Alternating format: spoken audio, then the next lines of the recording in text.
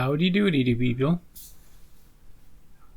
It's the Twilight Zone, and we got something in the walls today. I'm hoping it's nothing insect related.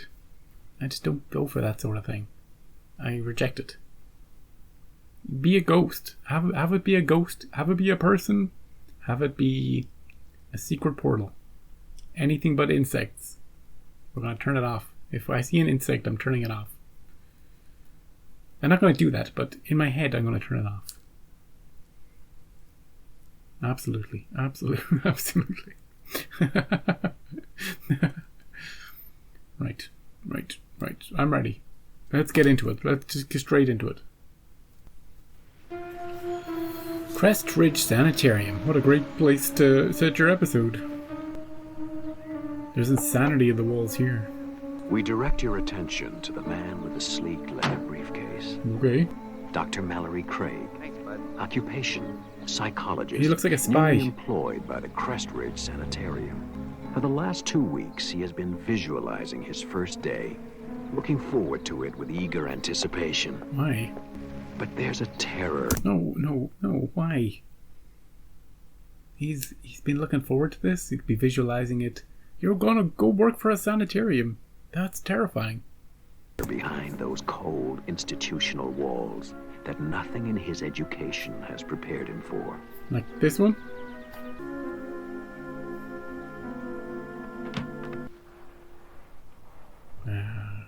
Dr. Craig, Rebecca Robb. Everyone calls me Becky. I'm the catch-all head nurse, advisor on policy, and tracker down of missing paychecks. Glad to have you aboard. Nice to meet you. Thank you. This place has got a fine reputation. I only hope I can live up to it. I'll get you the files on your clients. You'll be taking over Dr. Parnett's group, about 6 or 7 people. I think you'll find them all quite Crazy? fascinating. Thank you, Becky. She's a patient. They've taken control already. I've seen this Star Trek episode. Becky, can I see you a second? Sure. What can you tell me about this patient? It says here she committed herself. That's correct. Dr. Parnett thought there might also have been some family pressure to check in. Okay. Is she the one who was looking It at also him? says she refused to leave the house, was constantly rearranging furniture in strange ways, and refused to sleep anywhere but in a plain white room. Still does. She's repainted her room, I guess about half a dozen times by now. Anytime there's a spot or a crack. With what paint? Dr. Parnett said to let her do it. It might be good therapy for her. She dresses only in solid colors and refuses to leave her room except for meals and counseling sessions. Okay. I've never heard of anything like this before. What's her attitude? Frightened. In my 10 years as a nurse, I've never seen anyone so completely, utterly terrified. What has she seen? What does she know? What? I don't know. The thing in the walls? Even Dr. Parnett couldn't find out that one. I'm fascinated. Good night, Doctor. What do you see? What do you know? I know it's a little bit after office hours, but I thought I'd pop by and say hello. Nice chair. Fine. Nice room. Spartan, but very nice. Thank you. I noticed that you graduated to therapy on a voluntary basis. Dr. Parnett decided not to push matters. If there was something I wanted to talk about, I'd talk about it. Yep. But you haven't. Yep. You haven't been to therapy in nearly 2 months. I'm sure if you were to try again, I could arrange for a field trip. No. No? I don't think that would be a good idea. Not yet. When I'm ready, maybe. All right. But if you should ever feel like talking, I think you know where to find me. See ya. No field trips. Ah, good. There you are. I've been looking all over for you. What? What happened? I told her we don't have any other heavy blankets. It's I don't please. care. Get it away. I don't want patterns. Look, No patterns. go and get 2 or 3 light ones. That should be all right, don't you think? Solid colors only. As long as they're plain. Yeah. No patterns, I promise. Does she see something in the patterns?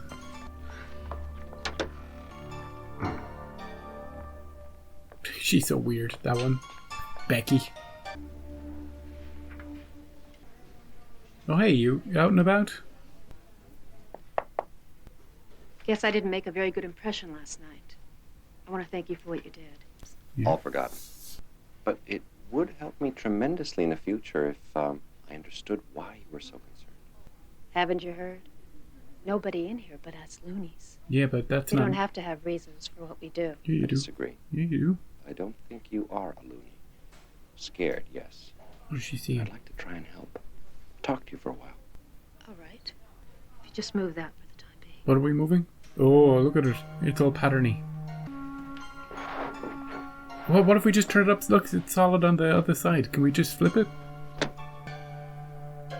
No, no, no. After I finished college, I met Jeff. And we got married about a year later. No, it's right. It's right there. He didn't bring it anywhere. He barely... It's still visible. She can see it right now. I'm freaking out about it. Me. Maybe I should be in there. She should be freaking out right now. Right? Oh, she's gonna stare. She's gonna look down on it. Something's gonna crawl out of it or something. I'm not ready for this. And we had a boy. He's 7 years old now. And I don't hate my mother or my father, and I never wanted to sleep with my brother. That's I wasn't great. frightened by a checkered sheet when I was a little girl. But you were frightened last night. And You were today. terrified by that blanket. No, not the blanket. The patterns. Why? Don't you want to leave this place? I can't imagine you'd want to stay. She's patternophobia.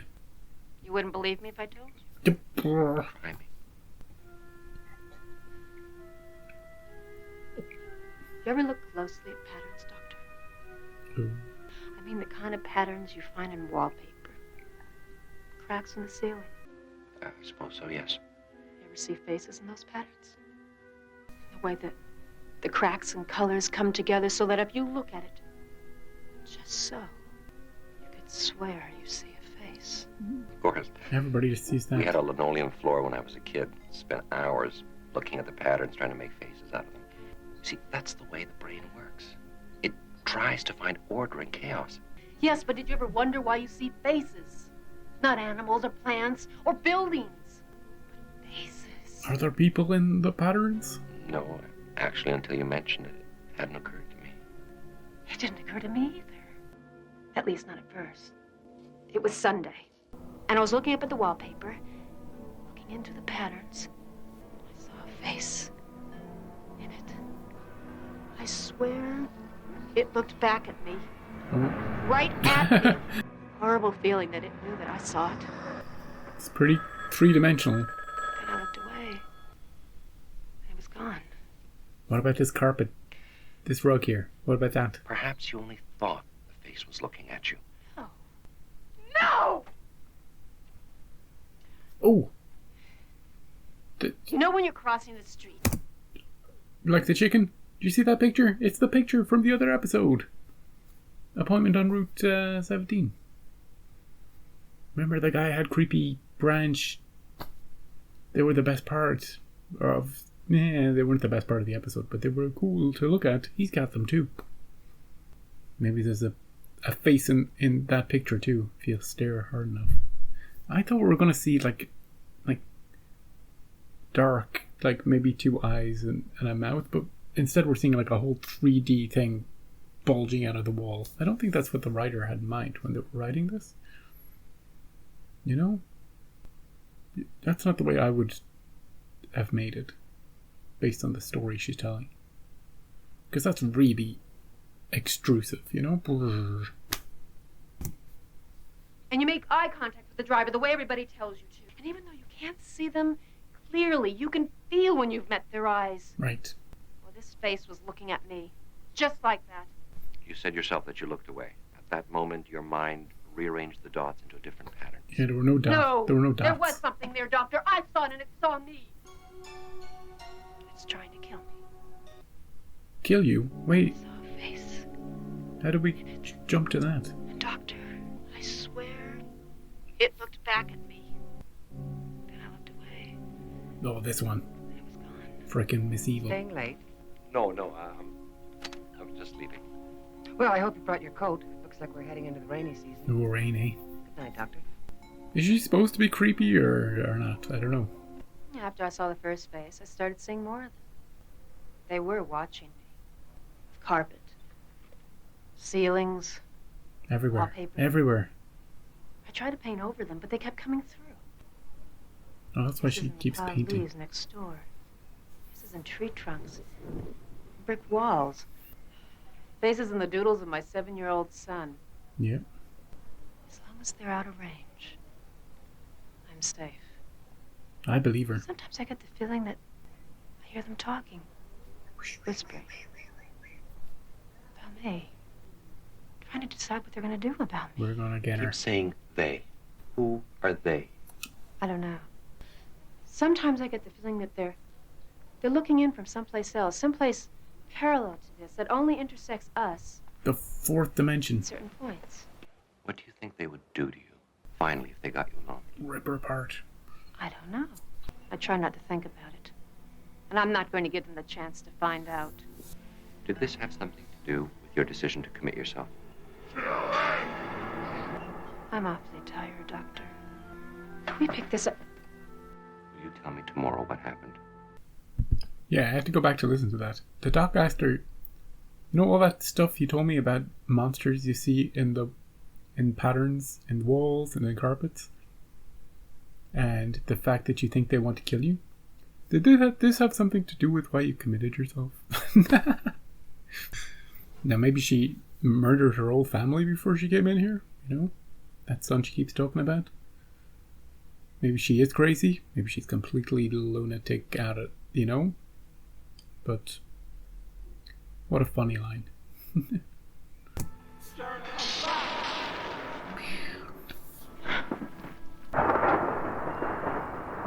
Oh, flashback.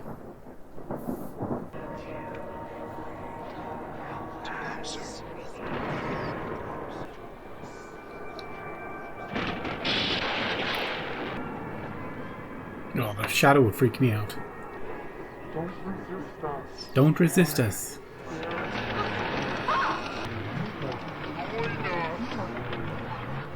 Join us.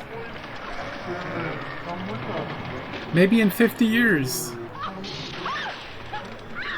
Get away from the wall. Stay in the center of the room. That part of the episode was so loud. I'll turn it down for you. So loud. Bobby's gonna go with them. Into the walls. This is more than just seeing a face. No. Yeah, it was just a flashback. Just a flashback. Nothing to worry about. He's got patterns everywhere. Oh, well. It's me, Sharon. I've changed my mind. Anymore. Someone has to know in case something happens to me. Tomorrow I'll tell you everything. Tomorrow? Glad to hear that, Sharon. And Doctor, I think I know what they are and what they're trying to do to me. Say I it. can't trust them not to. Say it now. Doctor, please. If anything happens to me, promise me you'll protect them. Jeff and my son, promise me? I promise. Sure. I guess it'll wait till tomorrow, though, right? You can't just tell me now? She better not be dead. Good morning, Doctor. We had the roof fixed last winter, but it still leaks a lot. There are buckets all over the place. Don't look up. Storm that big always agitates the patients, and around midnight we had everyone quieted down, except for your favorite patient. Sharon? She just started screaming right in the middle of the night and pounding on her door trying to get out. Where is she now? Kept saying she wanted another room, that she had to get out. Did she say why? Well, she was hysterical. Any other night we'd have given her another room, but you know how crowded we are. So we just left her in there? Let her wander around, so we had to lock her room. Why didn't you call me? Well, we were going to, but she quieted down. We didn't want to disturb you. Okay, you're fired. You're so fired. She's so creepy. I don't know why. Good morning, Doctor. Uh-oh. I was being silly, and I realize that now. They got to her. It's frightened me. Thanks to you. I realize I've been silly about a lot of things. They got inside her body. Such as being here, committing myself, abandoning my son and husband just because of some perfectly irrational fears. It's wrong. And I can see that now. Yep. I guess all I really needed was someone to talk to. Thanks, Doc. You've been a real friend. I fear you give me way too much credit. It's a very pretty outfit. Very intricate patterns. Just one more sign that all is well. Lots of patterns. I signed the release forms and I'll be leaving here this afternoon. So soon? I thought we could at least finish our... We did.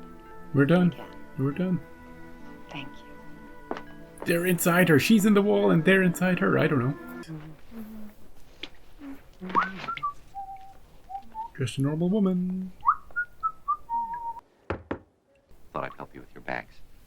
Thank you. Thanks, Doc. All the help is quite appreciated. Do you hear that? Did you hear something? Must be the wind. No. Must have been the wind. Oh, look up. Look up.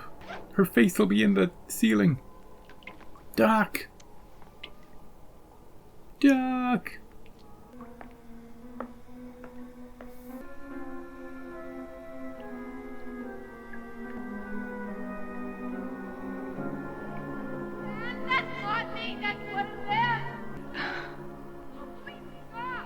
Next time you're alone, look quickly at the wallpaper and the ceiling and the cracks on the sidewalk.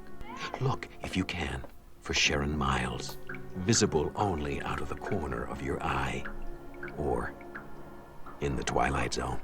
Oh, crap. And a lot of good you were, Doc. You were supposed to protect our family. Maybe he's gone there with a shotgun. I don't know why Becky annoyed me so much in that episode. Every time she was on screen, she irritated me.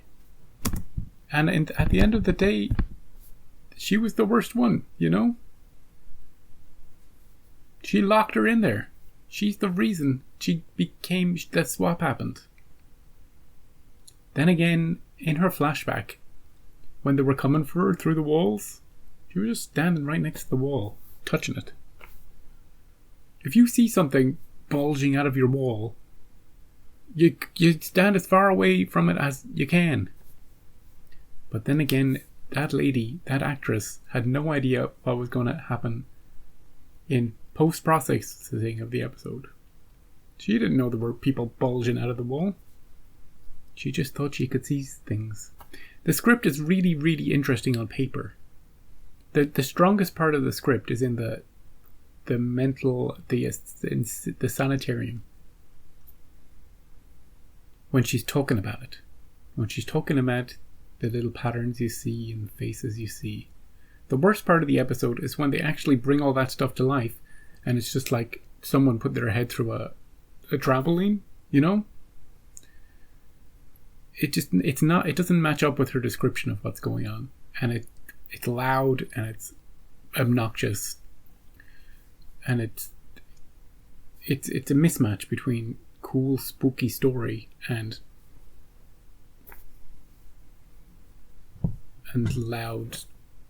loudness. I like the episode. A very interesting note to leave it on. Just a dark note. They swap places. The warning she gave to the doc. Look, it is a little irritating that she's like, I know what they are now. I know what they want. I'll tell you tomorrow. That is a little irritating. You know, it's a lazy crutch that writers lean on at times. You know, we saw that most recently in a show we watched recently. Will I say the show? Yeah, Night Country. In Night Country, there's something like that. You know, there's one thing I gotta tell you. It's the most important thing. Just say it. Just say it. Enough of your nonsense talk. Just say information first, and then you can yabber on about whatever you want to yabber on later. The doc was fine. I made fun of him early on about looking forward to his assignment. But if all his patients are like her, not a bad job, you know? Then again, she checked herself in. You know, she seemed pleasant. She just had an issue that maybe we could have talked out. He seemed very compassionate. He had a very friendly, kind of relaxed, easy voice, which I like. And she was pleasant and likable too. A bit odd with just sitting there in that chair in the middle of the room, though. When he walked in, it all felt a bit odd. And she seemed very relaxed for someone whose child might be in imminent danger. You know, if she really believed what she was seeing was real in her own home, then she wouldn't want... One, let's try staying somewhere else to see if the faces follow her. You know, and try and move your family out. Try and convince them that the house is haunted. Or you just want to leave. And then maybe when it's all just you and nobody else sees it, maybe then check yourself